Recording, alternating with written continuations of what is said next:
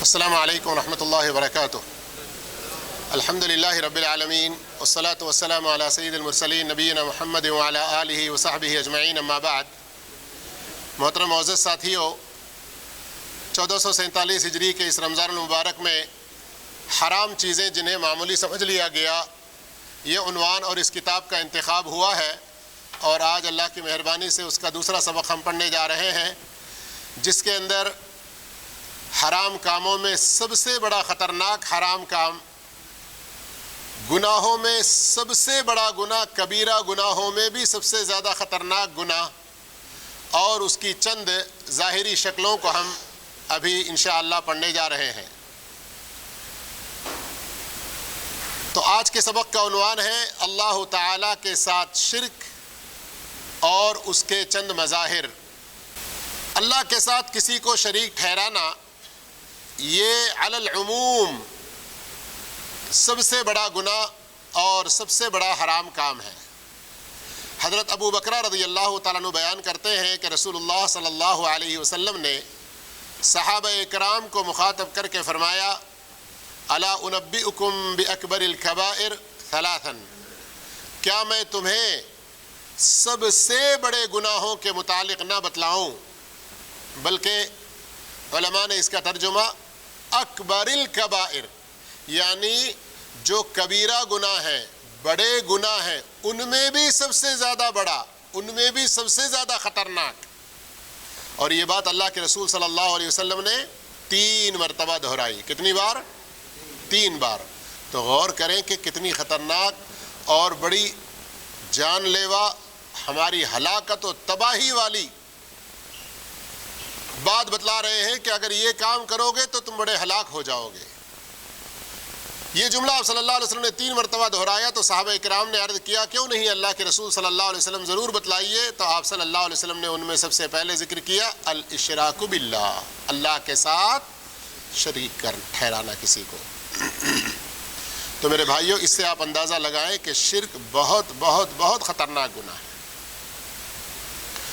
شرک کے علاوہ دوسرے گناہوں کے بارے میں یہ امید کی جا سکتی ہے کہ اللہ تعالیٰ اسے معاف کر دے جس کے بارے میں چاہے، لیکن شرک کی معافی اس وقت تک نہیں ہے جب تک کہ بندہ اس دنیا سے رخصت ہونے سے پہلے خاص توبہ، سچی توبہ نہ کرے۔ خاص توبہ، سچی توبہ کا مطلب توبہ ایسا کر لیا تو یہ سچی توبہ نہیں ہے کہ پھر اپنے شرک کے کاموں میں ڈوبا ہوا ہے، نہیں، اللہ سے صدق دل سے معافی بھی مانگے اور شرک کے سارے کاموں کو چھوڑ دے۔ یہ بات کیسے کہی ہم نے؟ سورہ نساء کی آیت نمبر 48 کے حوالے سے، ان اللہ لا یغفر ان یشرک بہ ویغفر ما دون ذلک لمن یشاء، بے شک اللہ تعالی اپنے ساتھ شرک کیے جانے کو ہرگز نہیں بخشے گا، اور اس کے سوا، اب یہاں غور کریں، شرک کے سوا گناہوں کو بخش سکتا ہے جس گناہ کو چاہے اور جس آدمی کے بارے میں چاہے۔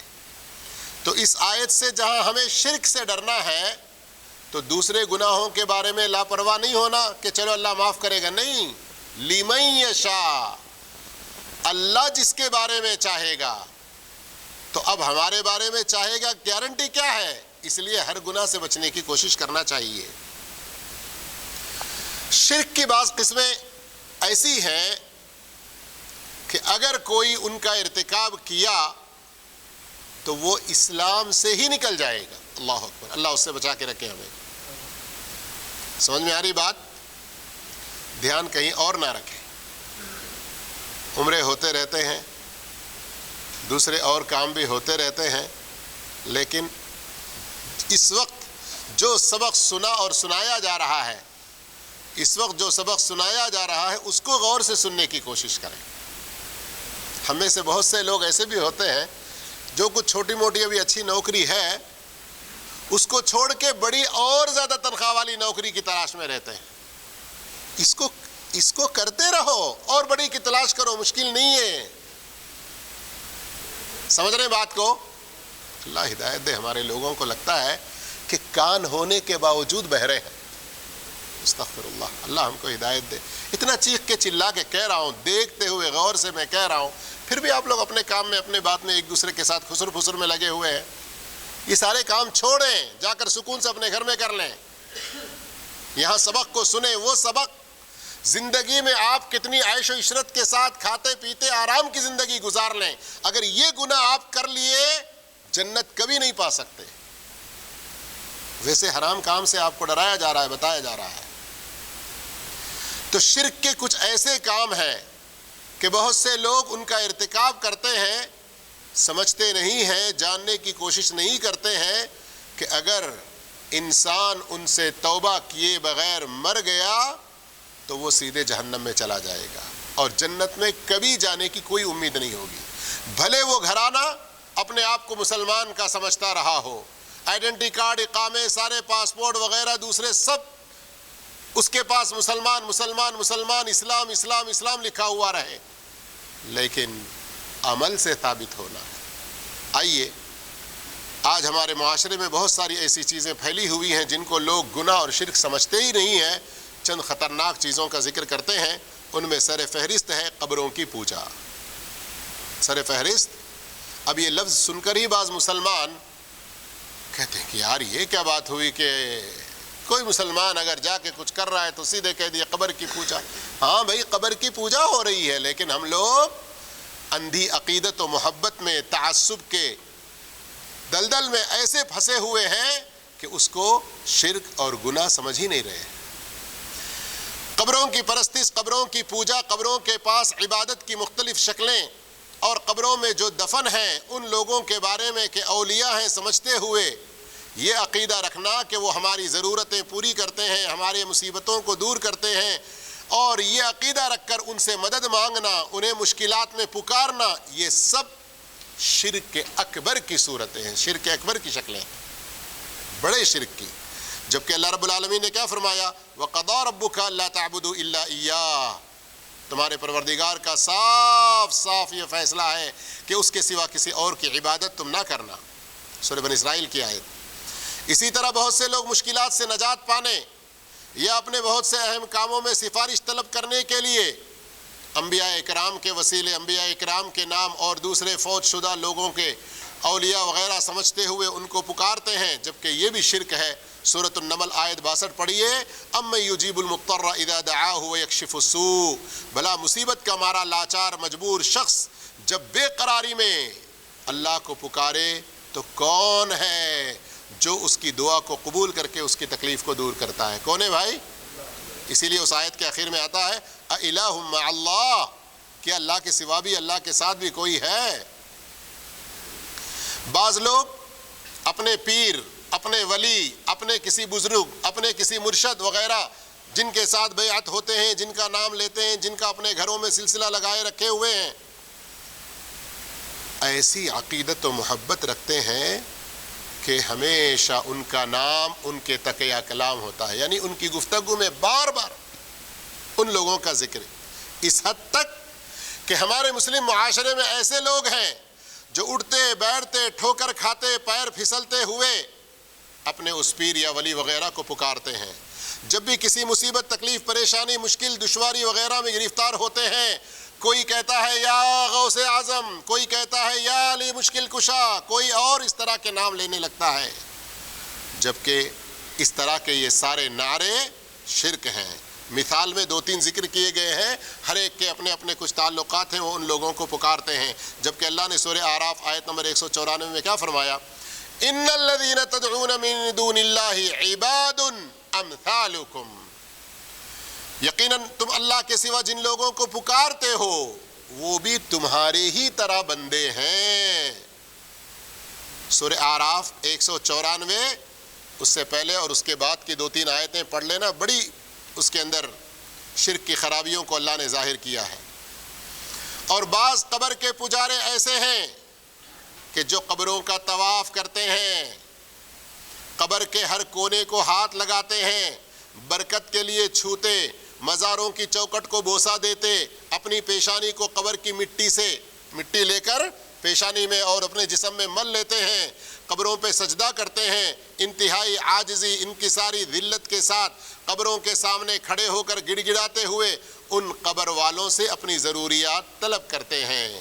بیماری سے نجات پانے، اولاد حاصل کرنے، مشکلات حل کروانے کے لیے انہیں پکارتے ہیں، بلکہ بعض اوقات تو بعض وقتوں میں صاحب قبر سے مخاطب ہو کر یوں کہتے ہیں، صاحب شان ہستی، میں بہت دور دراز ملک سے آیا ہوں، مجھے نامراد واپس نہ لوٹائیے، اس طرح کی باتیں کہتے ہیں۔ بلکہ نعوذ باللہ ثم نعوذ باللہ استغفر اللہ، بغداد میں شیخ عبد القادر جیلانی رحمۃ اللہ علیہ کی جو درگاہ بنی ہوئی ہے، اجمیر میں خواجہ معین الدین چشتی کی، اس کے ویڈیوز یوٹیوب پر ہیں، وہاں مجاور صاف طور پر کھڑا ہوا دروازے پر کیا کہتا ہے، جس کی بگڑی اللہ کے پاس بھی نہیں بنی، یہاں آ جاؤ، خواجہ تمہاری سنوار دیں گے۔ نعوذ باللہ استغفر اللہ استغفر اللہ، ایسے کفریہ کلمات کہتے ہوئے کوئی ڈر بھی نہیں لگتا ان لوگوں کو، جبکہ اللہ کیا کہہ رہا ہے سورہ احقاف آیت نمبر 5 میں غور کریں، وَمَنْ أَضَلُّ مِمَّنْ يَدْعُ مِن دُونِ اللَّهِ مَنْ لَا يَسْتَجِيبُ لَهُ إِلَى يَوْمِ الْقِيَامَةِ وَهُمْ عَنْ دُعَائِهِمْ غَافِلُونَ۔ اس شخص سے بڑھ کر گمراہ اور کون ہوگا جو اللہ کے سوا ایسی ہستیوں کو پکارتا ہے جو قیامت تک اس کے پکارنے کا جواب نہ دے سکیں، جواب دینا تو دور کی بات، وہ تو ان کی پکار سے ہی بے خبر ہیں، یعنی سنتے نہیں ہیں۔ اور نبی کریم صلی اللہ علیہ وسلم کا فرمان ہے، صحیح بخاری وغیرہ کی روایت، من مات وهو يدعو من دون اللہ ندا دخل النار، جو شخص اللہ کے سوا دوسروں کو شریک ٹھہرا کر انہیں پکارتے ہیں اور توبہ کیے بغیر اسی حالت میں مر جاتے ہیں، وہ جہنم کی آگ میں داخل ہوں گے۔ اللہ جہنم سے ہم سب کو پناہ عطا فرمائے، جہنم میں لے جانے والے شرک سے بھی اللہ ہم سب کو بچا کے رکھے۔ بعض لوگ قبروں کے پاس جا کر اپنے سر منڈواتے ہیں، اور بعضوں کے پاس تو ایسی کتابیں ہوتی ہیں جن کا عنوان ہوتا ہے مزارات کے حج کرنے کا طریقہ۔ اجمیر کے بارے میں لوگ عقیدہ رکھتے ہیں کہ جو 7 مرتبہ وہاں چلا گیا تو گویا اس کو پورا ایک حج کرنے کے برابر کا ثواب ملا۔ نعوذ باللہ استغفر اللہ استغفر اللہ۔ اور پاکستان میں قلندر شاہ درگاہ، وہاں کے بارے میں صاف طور پر کہتے ہیں کہ وہ حج کرنے کے برابر ہے، بلکہ وہاں جس درخت کے اطراف میں طواف کرتے ہیں وہاں ایک جھولا بنا ہوا ہے، حجر اسود کا مقام دیتے ہیں کہ وہاں سے وہ اس کا طواف شروع کرنا ہے۔ جیسے حج میں آئے ہوئے لوگ کنکر مارتے ہیں، وہاں پر بھی جا کر ایسی جگہ بنی ہوئی ہے جہاں لوگ جا کر کنکر مارتے ہیں۔ اور یہاں زمزم کو جس قدر بابرکت ہم سمجھتے ہیں اور حقیقت میں ہے، اور وہاں گندے نالے سڑے غلیظ پانی میں ڈوب کر اپنے آپ کو بہت سی بیماریوں سے شفا پانے اور جھوٹے دعوے کرتے رہتے ہیں۔ سوچئے کس طرح شرک کے دروازے کھول رہے ہیں، اور اولیاء کے بارے میں یہ عقیدہ رکھتے ہیں کہ یہ پوری کائنات کا نظام چلانے کا اختیار رکھتے ہیں، نفع نقصان کے مالک بھی ہیں، جبکہ اللہ سورہ یونس آیت 107 میں فرماتا ہے وَإِن يَمْسَسْكَ اللَّهُ بِضُرٍّ فَلَا كَاشِفَ لَهُ إِلَّا هُوَ وَإِن يُرِدْكَ بِخَيْرٍ فَلَا رَادَّ لِفَضْلِهِ۔ اگر تم کو اللہ تعالیٰ کوئی تکلیف پہنچائے تو اس کو اللہ کے سوا دور کرنے والا کوئی نہیں ہے، اور اگر اللہ رب العالمین تمہیں کوئی فائدہ اور راحت دینا چاہے تو اس کے فضل کو روکنے والا بھی کوئی نہیں ہے۔ یہ تو قبر اور اس سے متعلق بہت سارے جو شرک کے بھیانک کام ہیں ان کا کچھ ذکر ہوا۔ اسی طرح سے بڑے شرک میں سے جس کی وجہ سے انسان دین اسلام سے خارج ہونے کا خطرہ رہتا ہے، غیر اللہ کے نام کی نظر نیاز منت، اور یہ بھی عام طور پر لوگوں میں پائی جاتی ہے۔ 11ویں کا مہینہ جسے کہتے ہیں ربیع الاخر، اس میں پیران پیر کے نام کے فاتحے، ان کے نام کی نظر، اور وہاں بکرے لے جا کر اور دوسری کچھ چیزیں لے جا کر جو چڑھاتے ہیں، چادر وغیرہ چڑھاتے ہیں، بلکہ کئی سارے لوگ کس قدر شرک میں ڈوبے ہوئے ہیں۔ بعض یہاں حج پر آئے ہوئے، عمرہ پر آئے ہوئے لوگوں نے بتلایا، حج یا عمرہ پر آنے سے پہلے وہ کسی قبر پر جاتے ہیں، کسی مزار پر جاتے ہیں کہ اگر ہم سلامت واپس آ گئے مکہ سے تو ہم آ کر آپ کو اتنے اتنے ہزار روپے کی چادر چڑھائیں گے۔ سوچیے استغفر اللہ استغفر اللہ، کس قدر شرک میں ڈوبے ہوئے ہیں۔ تو اس طرح کی یہ ساری جو نظر و نیاز منتیں وغیرہ یہ بھی شرک اکبر میں داخل ہو جاتی ہیں۔ اسی طرح غیر اللہ کے نام پر جانور ذبح کرنا، اللہ رب العالمین کا صاف حکم کیا ہے؟ فَصَلِّ لِرَبِّكَ وَانْحَرْ، جیسے نماز صرف اللہ کے لیے، ذبح بھی کس کے لیے؟ صرف اور صرف اللہ کے لیے۔ نبی کریم صلی اللہ علیہ وسلم نے فرمایا جو اللہ کے علاوہ کسی اور کے لیے ذبح کرتا ہے اس کے اوپر لعنت ہے، لعن اللہ من ذبح لغیر اللہ، جس شخص نے اللہ کے سوا دوسروں کے نام پر ذبح کیا اس پر لعنت ہے۔ یہ حدیث صحیح مسلم شریف کی ہے۔ اب بعض ذبح ایسے ہوتے ہیں کہ اللہ کی پناہ، اللہ رب العالمین ہر ایک کو ایسی غلطیوں سے اور ایسی خطرناک مصیبتوں سے بچا کے رکھے کہ وہ ایک قسم کے خرابی اور ایک قسم کے گناہ میں نہیں، بلکہ ذبح کے مسئلے میں بعض لوگ دو قسم کے خطرناک شرک میں پڑ جاتے ہیں۔ ایک، اللہ کے علاوہ دوسروں کی رضا کے لیے، دوسروں کی خوشنودی کے لیے جہاں بکرے مرغے وغیرہ چھوڑتے ہیں ان کے لیے ذبح کرتے ہیں۔ وہیں کچھ لوگ ایسے ہوتے ہیں جو غیر اللہ کا نام لے کر جانور ذبح کرتے ہیں، اللہ کے علاوہ دوسروں کا نام لے کر۔ لیکن یاد رکھیں کسی طرح کے دھوکے میں نہ پڑیں۔ اگر کسی نے اللہ رب العالمین کے علاوہ کسی کا نام نہیں لیا، صرف اللہ ہی کا لیا، لیکن اللہ کے علاوہ دوسروں کی رضا، دوسروں کی خوشنودی چاہا اس قربانی کے ذریعے، تو یقیناً وہ بھی بہت خطرناک ہے اور وہ بھی شرک و کفر کے برابر ہے۔ اس لیے اس سے ہر صورت میں بچنا چاہیے۔ آئیے میرے بھائیوں، ایک اور خطرناک چیز جو ہمارے معاشرے میں جانوروں کے ذبح کرنے کے بارے میں جاہلانہ رسم، آج کل ہمارے ہاں ہندوؤں میں یہ چیز پائی جاتی ہے لیکن مسلمانوں میں بھی آ گئی ہے۔ وہ کیا ہے؟ کوئی بڑا گھر بناتے ہیں، بہت بڑا ملٹی کیا کہتے ہیں اس کو، منزلہ، مختلف کئی منزلہ عمارت بناتے ہیں، یا کوئی اور بہت بڑا شاپنگ کمپلیکس وغیرہ۔ تو بعض ایسے کمزور علم اور ایمان والے مسلمان ہیں، یہ سمجھتے ہیں کہ اب ہم نے اتنے خرچ کر کے اتنا سب کچھ بڑا بنایا، اب اگر اس کی چوکھٹ پہ ہم ایک بکرا ذبح نہ کریں، ایک خون بہا یہاں نہ دیں، تو فلاں جن کا یا فلاں کا یا فلاں کا اس کے اوپر بری نظر، بری حسد اور برے اثرات رہیں گے۔ جب ہم ایک خون بہا یہاں دیتے ہیں تو وہ خوش ہو جاتے ہیں، ہمیں کوئی نقصان نہیں پہنچتا۔ راکشسوں کے بارے میں ہندوؤں کا عقیدہ، لیکن کچھ جنات اور کچھ دوسرے چیزوں کے بارے میں مسلمانوں کا عقیدہ، تو یہ بھی سراسر شرک ہے اور یہ کفر میں لے جانے والا عمل ہے۔ اسی طرح سے میرے بھائیوں، حرام کو حلال، حلال کو حرام سمجھنا، یہ بھی سراسر کبیرہ گناہوں میں سے، خطرناک گناہوں میں سے آتا ہے۔ اس لیے کہ اللہ رب العالمین کے اس فرمان پر غور کریں، اتخذوا احبارهم ورهبانهم اربابا من دون اللہ، سورہ توبہ آیت 31۔ اس کے بعد ہم درس ختم کرنے جا رہے ہیں۔ اس آیت کو جب حضرت عدی بن حاتم جو عیسائی تھے مسلمان ہوئے، اس کے بعد اللہ کے رسول کے پاس آئے تو اللہ کے رسول نے یہ آیت تلاوت کی۔ کیا ہے آیت کا ترجمہ؟